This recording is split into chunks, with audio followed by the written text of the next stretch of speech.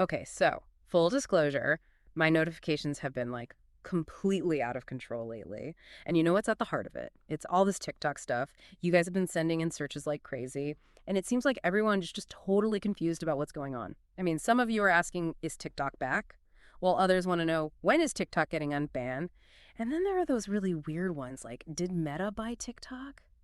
It's a lot. Yeah, it can be pretty overwhelming to keep up with, for sure. I think this whole situation really shows how fast things can change in the tech world. And honestly, it's so easy to get caught up in all the rumors and speculation. Seriously. And speaking of rumors, it seems like a lot of your searches are kind of stuck in the past, Yeah. referencing those ban attempts from back in 2020 and 2023 when Trump was in office, which already makes me think that some of the information out there might be, well, a little outdated. Definitely.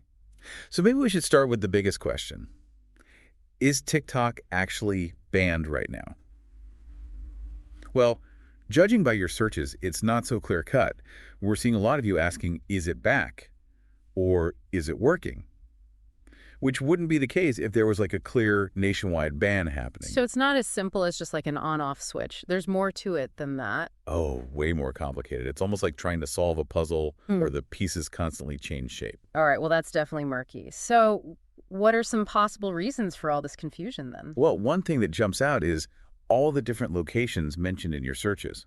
We see Canada, the USA, and even some mentions of other countries, which kind of makes me think maybe instead of one global ban, there are a bunch of different restrictions in different places. So maybe TikTok is working in some places but not others, which would explain why some people are having problems while others aren't. Exactly. And then there are all those searches about the App Store. A lot of you are saying you can't download or re-download TikTok. Right. I saw that. And that could be a few things. It could be a glitch on Apple or Google's end. Those happen sometimes.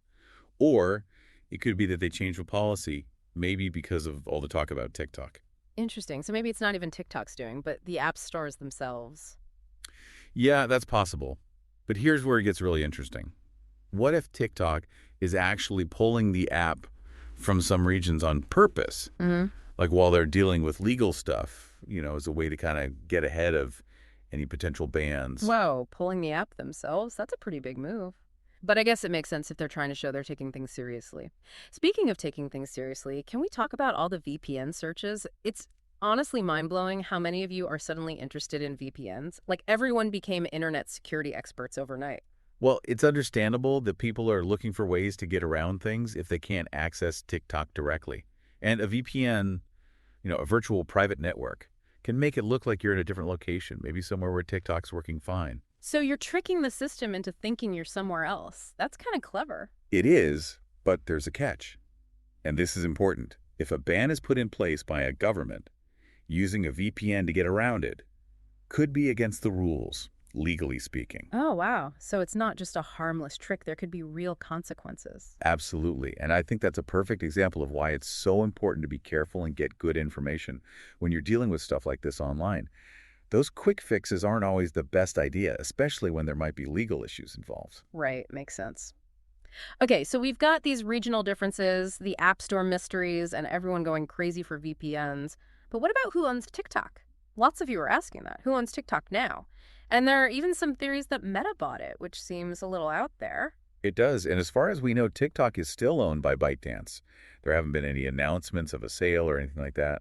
So all that talk about Meta is just rumors at this point. So even the basic facts are kind of hard to pin down in this whole situation, huh? Exactly. It's a mix of speculation, old information resurfacing, and real stuff happening all at once. No wonder everyone's a bit confused. Totally. It's like trying to keep up with the news on fast forward. But before we move on, can we at least talk about why there's so much talk about banning TikTok in the first place? What's the big deal? Well, without getting into too many specifics, the main concerns are basically around data privacy, content moderation, and national security. Those are the big whys behind all this scrutiny. So it's not just about those viral dances and catchy songs. There's more to it than that. Right. Different governments and organizations are worried about how TikTok handles our data, what kind of stuff people are posting, and whether the Chinese government might have access to information about users. Okay, I'm starting to see why this is such a complicated mess. And I have a feeling we've only just scratched the surface. You're absolutely right. But we'll dive deeper into those underlying tensions in the next part of our deep dive. So welcome back to our deep dive into all this TikTok craziness. We've already covered a lot of ground, But as we mentioned before, there's like a whole other layer to this thing. Right. We talked about all that confusion around whether it's banned or not, what's going on with the App Store, and everyone suddenly using VPNs. But I think the big question is like, why? Why is TikTok facing so much scrutiny in the first place? Well, it all comes back to those three main concerns we talked about before: data privacy, content moderation, and national security. Okay, those big, kind of scary issues. So let's start with data privacy. What exactly are people worried about when it comes to TikTok and their information? Basically, it boils down to who owns TikTok. Right. Remember, ByteDance, the company that owns TikTok, is based in China. And that makes some governments and security experts nervous because they worry that user data collected by TikTok could end up in the hands of the Chinese government. Okay, so you're saying, like, the Chinese government could be getting access to all those silly dance videos and cat memes. I mean, that seems a little far-fetched. Well, it's not really about the content itself. It's more about the kind of information that can be gathered from user data. Things like where you are, what you're looking at online, who's in your contacts, even things like biometric data from those face filters. And all that data, when it's analyzed, can create a pretty detailed picture of someone and their habits. Wow, I hadn't really thought about it like that. It's not just about the funny videos, it's about the potential for, like, misuse of all that personal information. Exactly. And here's where it gets kind of tricky. TikTok keeps saying they don't share user data with the Chinese government. They've been pretty clear about their commitment to user privacy and data security. So they're saying, like, we're playing by the rules, basically. That's their stance. But there have been some reports and investigations that have raised questions about how they handle data and whether there might be vulnerabilities. So how are we supposed to know what to believe? It's like a he said, she said kind of thing. It is, and I think that's why it's so important to, think critically. Don't just take things at face value. Look for evidence. Try to understand different perspectives and ask yourself, like, who benefits from spreading certain stories? That's really good advice, but it's hard to do sometimes. I know, it's not easy. And to make it even more complicated, these data privacy concerns aren't limited to TikTok. We see it with a lot of social media platforms and tech companies in general. Right. It seems like every other week there's a news story about a data breach or some kind of privacy scandal involving a big tech company. Okay, so when data privacy is kind of a big question mark, what about content moderation? That was another area of concern you mentioned. Yeah, content moderation is basically about deciding what is and isn't allowed on a platform. It's about creating rules and guidelines to try and stop harmful, illegal, or inappropriate content from spreading. It's almost like being the bouncer at a giant online party, keeping things under control. So making sure people aren't posting stuff like hate speech or graphic violence and things like that. Exactly. And this is a challenge for any platform, but especially for one as big as TikTok. They have over 1 billion users around the world, and there's so much new content being uploaded every minute. It must be like playing whack-a-mole trying to keep up with all that. It kind of is. And then you have to Yeah. consider that different countries and cultures have different ideas about what's acceptable. What might be offensive in one place could be totally fine somewhere else. Yeah, so what's considered like too spicy in one country might be pretty tame in another. Exactly. And then there are concerns about how TikTok's algorithms might be like promoting certain types of content, which could create echo chambers or even spread misinformation. Whoa, wait a minute. Can we unpack that a bit? Algorithms, echo chambers. I'm not sure I'm following. Sure, let's break it down. Imagine you like a few videos about, say, a conspiracy theory. TikTok's algorithm might notice that and start showing you more and more similar content, creating what we call an echo chamber. You're only seeing one perspective, Right. which reinforces what you already believe, and you might miss out on alternative viewpoints. So you're saying the algorithm kind of creates a filter bubble where you only see what it thinks you want to see, even if it's not the whole story. Exactly. And that can be a problem, especially when you're talking about sensitive topics like politics, health, or social issues. Algorithms are powerful, but they don't always understand the context or the intent behind something. That's kind of creepy, actually. It's like the algorithm is shaping your reality, even if you're not aware of it. Yeah, it's a valid concern. And it's something people are talking about not just with TikTok, but across all of social media. Right. It's not just TikTok, it's Facebook, Instagram, YouTube. They all use algorithms to decide what we see. Okay, we've covered data privacy and content moderation. Now let's talk about the big one. National security. I mean, surely everyone can agree that's important. You would think so. But even national security, when it comes to TikTok, is wrapped up in a lot of complicated stuff and different opinions. I'm sensing a but coming. What's the catch? The main worry here is that a foreign government could use TikTok to try to influence what people think, or even mess with elections. It's a serious accusation, and TikTok has denied it over and over. So they're saying they wouldn't use their platform for, like, political manipulation. Yeah, that's what they say. But the concerns haven't gone away. Some people argue that even if TikTok itself isn't intentionally doing anything wrong, the Chinese government could pressure ByteDance to censor certain topics or promote others because of Chinese law. So it's not just about protecting data, it's about protecting, like, democracy itself. Kinda, yeah. It's about making sure that what we see and hear online isn't being manipulated by other countries. And this isn't just a TikTok issue. It's a bigger conversation about the role of technology and social media in global politics, or what we call geopolitics. Whoa, for those of us who aren't political science experts, can you explain what you mean by geopolitics in this context? It basically refers to the relationships and power dynamics between countries. And technology, especially social media, is becoming a bigger and bigger part of those relationships. Countries are fighting for influence, control, and access to data, and platforms like TikTok are right in the middle of it all. So TikTok is just one piece of a much bigger puzzle. Right. And it's important to remember that how countries view these national security concerns depends a lot on their specific relationship with China. Different countries have different levels of trust and different priorities when it comes to security. That makes sense. It's not a one-size-fits-all situation then. Different countries are reacting differently based on how they see the risks. Exactly. Some countries have banned TikTok from government devices, while others have created stricter data security rules just for the app. And then there are some countries where TikTok is pretty much free to operate without much government interference. So it's a mixed bag around the world. It really is. And it's also important to understand that these decisions are being made in a very politically charged environment. There's a lot of posturing, blame games, and even misinformation being spread to try and push certain agendas. You mean there's, like, a lot more going on behind the scenes than we realize? Definitely. And that's another reason why it's so important to be critical of the information we come across. Don't just accept everything as fact, especially when it comes to something as complex as national security. Look for evidence. Consider different viewpoints, and always ask yourself who benefits from this story being told this way. You know, that's good advice for life in general. All right, we've talked about data privacy, content moderation, national security. It's a lot to absorb, and honestly, it's kind of scary to think about how much power these social media companies have in our lives.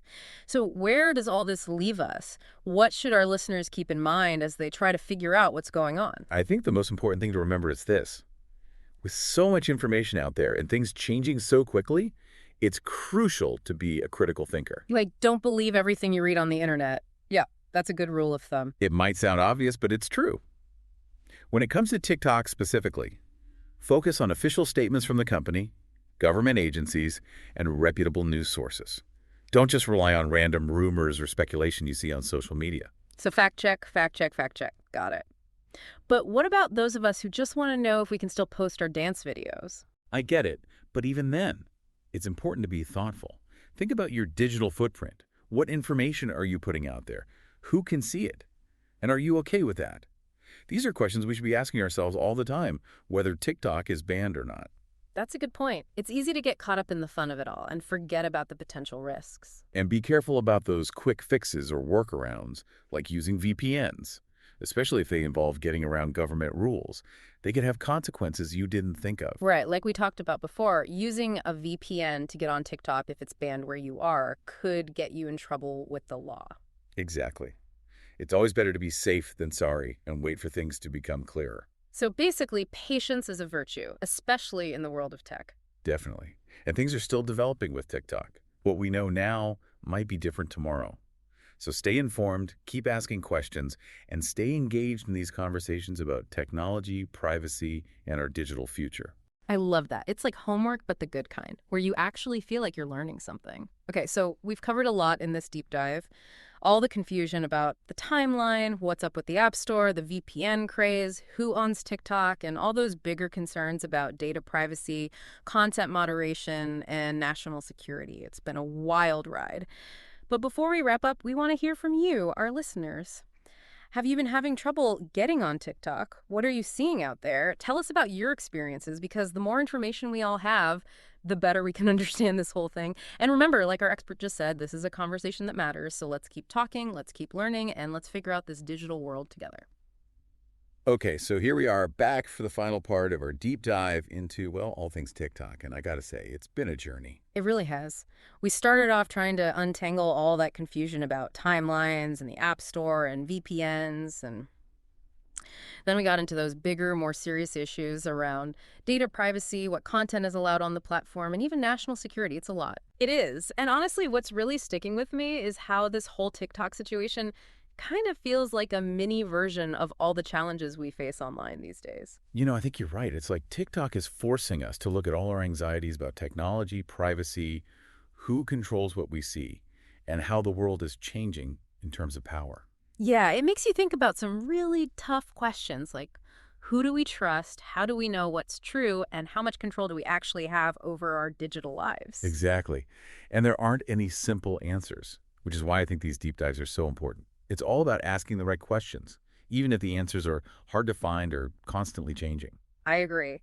So, as we wrap up, what are some key things our listeners should remember as they try to make sense of all this, especially with technology changing so fast? Well, I think the most important thing is to remember just how crucial it is to be a critical thinker, especially now when we're bombarded with information all the time. Don't just take things at face value. Especially with something like TikTok, where, let's be real, the rumors and speculation are just out of control. Exactly. Seek out reliable sources, like official statements, government agencies, or reputable news outlets. Look for evidence, and don't fall for those clickbaity headlines or claims that sound too good to be true. So basically, channel your inner Sherlock Holmes. Question everything. Exactly. And remember that everything you do online leaves a trace. Think about what you're sharing, who can see it, and what that might mean down the line. Think before you post, even if it's just a silly dance video or something. That's good advice for, well, pretty much anything you do online, not just TikTok. You're absolutely right. And last but not least, be patient. The whole TikTok situation is still up in the air, and things could change at any moment. What we know today might be different tomorrow. So we're kind of in a wait and see mode, huh? Kind of, yeah. But that doesn't mean we should just sit back and do nothing. Stay informed, keep asking questions, and be part of the conversation about technology, privacy, and what our digital future looks like. I love that. It's like stay curious, stay engaged, and remember that this isn't a one-time thing, it's an ongoing process. That's a great way to put it. It's all about making sure we're equipped to make smart decisions in a world where technology is becoming more and more a part of everything we do. Couldn't have said it better myself. Well, I want to thank you, our expert, for taking the time to break all of this down for us. It's been really eye-opening. And to our listeners, thanks for joining us on this deep dive. Remember, stay curious, stay informed, and keep those questions coming. That's all for this episode of The Deep Dive. Until next time, stay safe out there, both online and offline. Today is your lucky day. Today is the day that our $3 website works for you, paying you directly to your PayPal daily. Imagine $3 ongoing continuous payments to your PayPal account. Imagine falling asleep and waking up to $300 in your PayPal account. How would this make you feel?